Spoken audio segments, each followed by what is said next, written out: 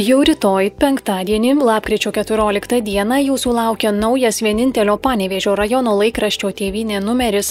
Kaip ir kiekvieną savaitę, skaitytojai Tėvynėje ras aktualių straipsnių, nuotaikingų istorijų, laisvalaikio skaitinių ir kitos naudingos informacijos. Tradicinės verslo dienos metu pagerbtos šių metų geriausios Panevėžio rajono įmonės, tarp jų Daviska, JK Ranga, Vilties sodas ir Žibartonių mėsa. Kaune vykusiame konkurse mūsų bendruomenės savanoris įvertinta Panevėžio rajono bendruomenių sąjungos pirmininkė Odeta Baltramiejūnienė.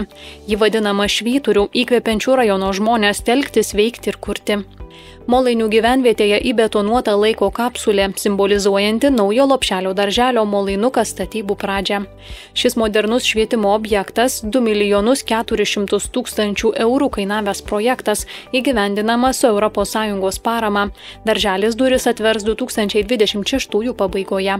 Istorikas Petras Juknevičius ir Agnė Piskarskienė pasakoja apie Dembavo sodybą menančią Lietuvos savanorio Jono Vainausko gyvenimo kelią. Tai jautrus pasakojimas apie patriotizmą, istorinę atmintį ir pagarbą praeičiai. Raguvos kultūros centro ansambliai Gervela ir 3 kartos pasirodė Plungėje vykusiame konkurse.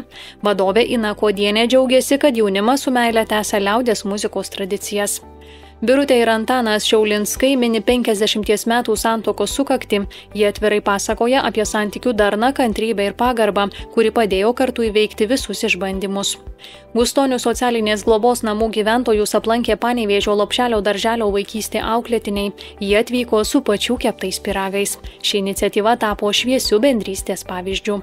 Kaip ir įprasta Tėvynėje, įvairūs patarimai, TV programa visai savaitei, kryžiažodis ir dar daugiau aktualijų straipsnių bei naujienų iš Panevėžio rajono.